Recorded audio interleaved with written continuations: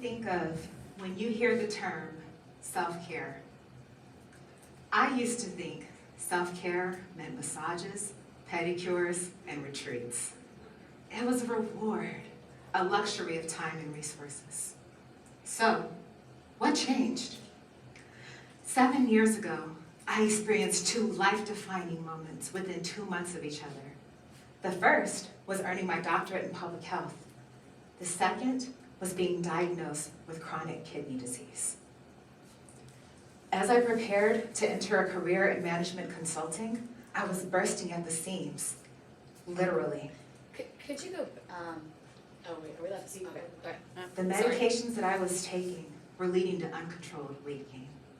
Still, I wanted to make a good impression. My first client required 4 days of travel per week. I worked long hours without complaint. In fact, I barely noticed when each day walking from my office building to my rental car became more and more of a struggle, and my legs were beginning to feel like they were tightly packed into my skin like sausages.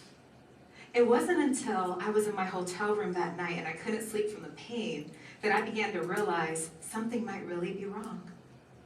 So I did what anyone might do in that situation. I turned to Google for answers.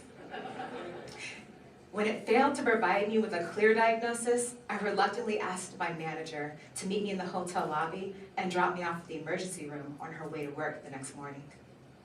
There, I found out that a blood clot had formed in my lower right leg. If you're keeping track, I was now dealing with chronic kidney disease and a blood clot. And if you think that because I have a doctorate in public health, I listened to my doctors when they told me that 2 medical conditions and a stressful career were a bad combination, and that this led me to an epiphany on the urgency of self-care, you'd be mistaken. I was paired up with a peer mentor from the National Kidney Foundation to help me wade through my diagnosis. I can remember asking her several times early on, exactly how hard can I push without getting sick? She listened and she was patient, but she would never answer my question. It wasn't until I went through multiple periods of disability leave related to my condition that I was ready to change and my question shifted. Instead, I asked, how can I best take care of myself? I had to redefine my identity outside of what I did for a living. I thought about what first ignited my passion for public health. I wanted to understand how cultural and social factors shape the health of Black women. Growing up in South Central LA, I experienced firsthand how preventable medical conditions like high blood pressure and diabetes were ravaging the lives not only of Black women in my community, but in my own family. I reflected on my cultural messaging. I had grown up surrounded by strong female role models. Many of them were the first in their families to attend college. They worked in environments where they weren't always treated fairly or with respect. And I now realize the same strength I saw as admirable was also a burden. A survival mechanism that often meant their own needs came last. Health problems often took their lives prematurely or compromised their quality of life. Next, I reflected on broader societal messages that I had received around success. Phrases such as, work hard, play hard, or burn the midnight oil, or worse, you can sleep when you're dead, rang through my head. I realized I believed that the roadmap to success required me to prioritize work and study over less important tasks, including self-care. In fact, I've been rewarded all along for neglecting to care for myself. And now, my recovery depended on me disrupting that cycle.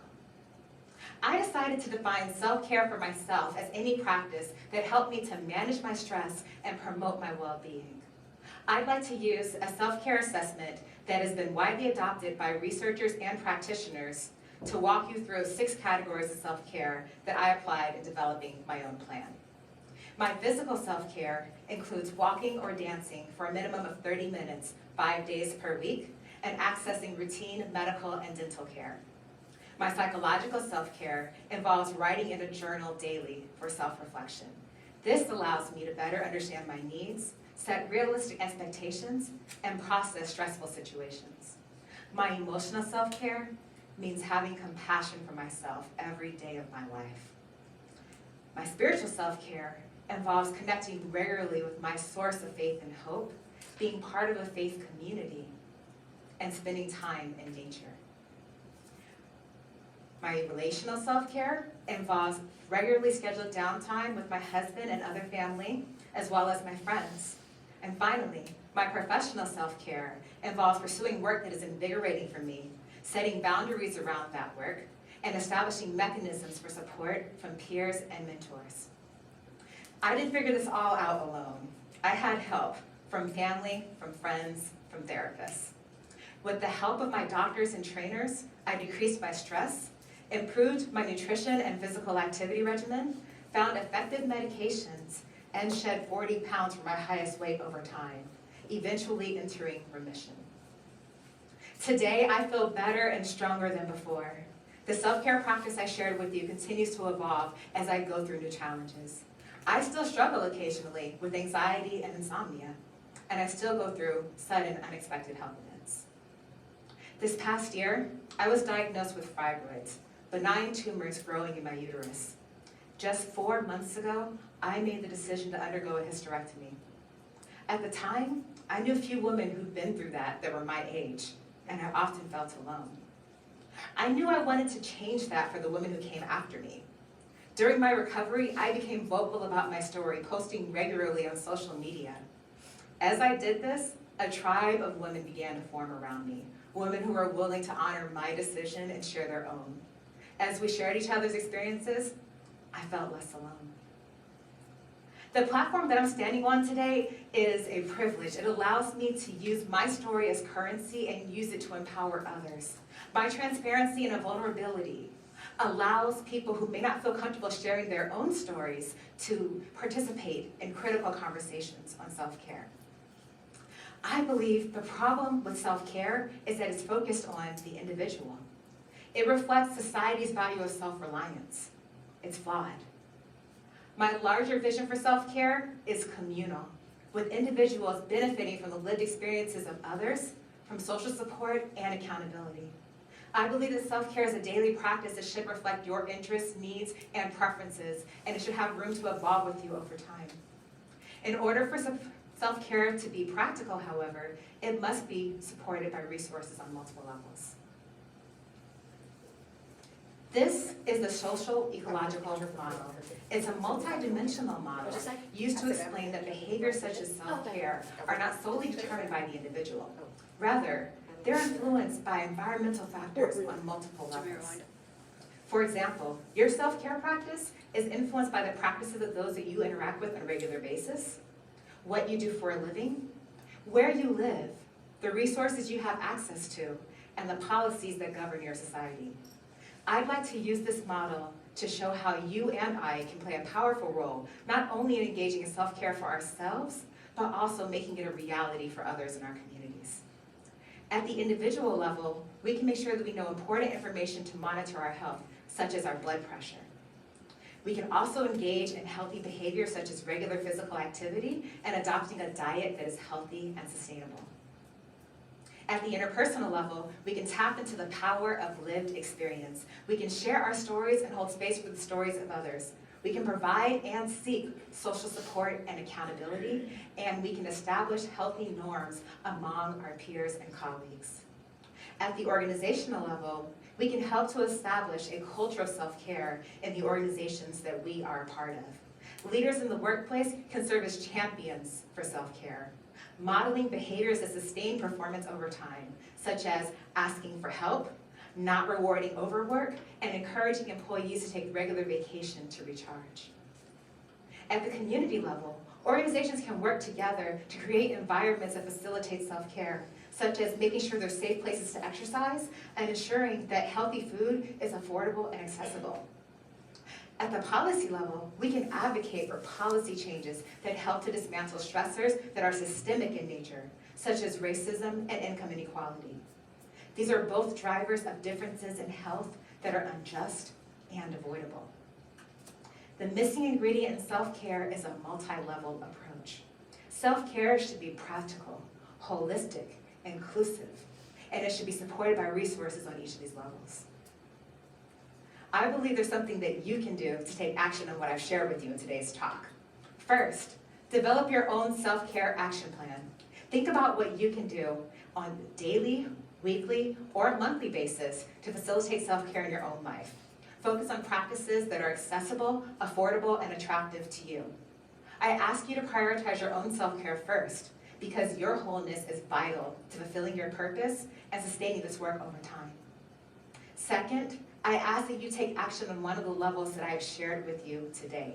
Each of us has the power to share our stories and not only address our own behavior, but write letters to legislators at the local, state, and national level.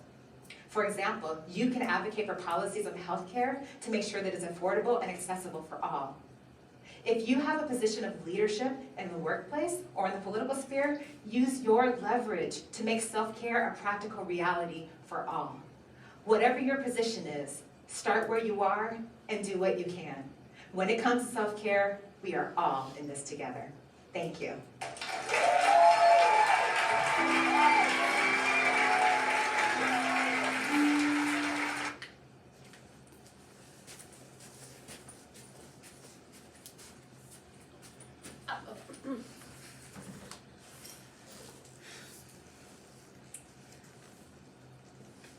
Self-care is important. So you guys just recently watched that video about self-care.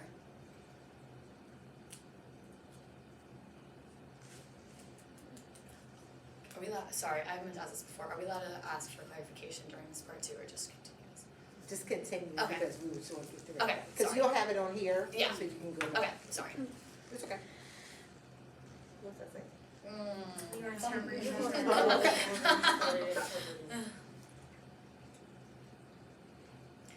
So back when you guys started interpreting, you guys were working all the time.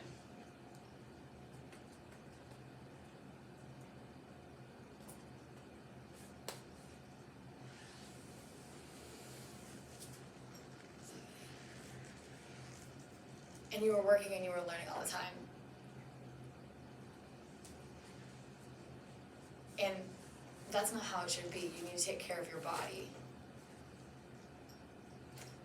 And I noticed that I wasn't taking care of myself. I knew I needed to make a change.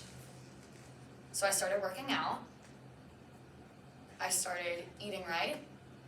I've always loved vegetables. But I also like fast food. Back in the day. So I decided to make a change.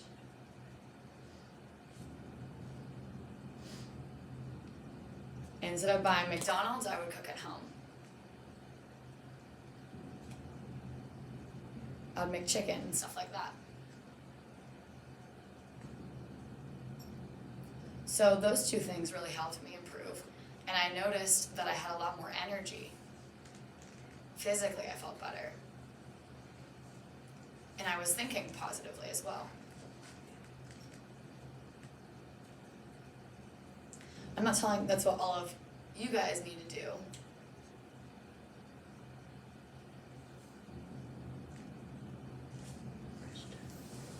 I'm a Christian.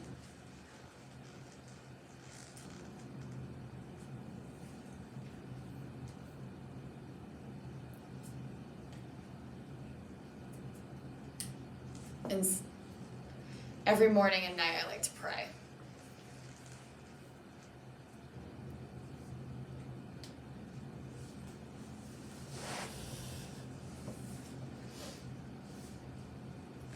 And I, 8:45. does somebody have the time? 8:45. 8:45.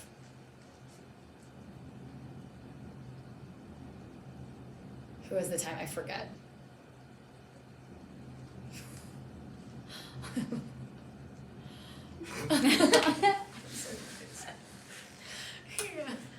Whatever.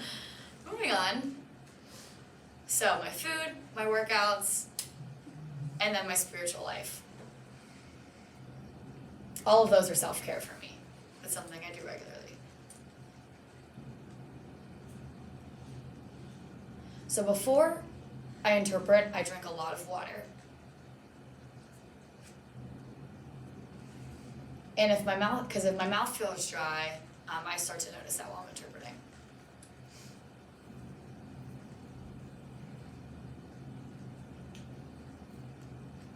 I drink about 90 ounces before I interpret.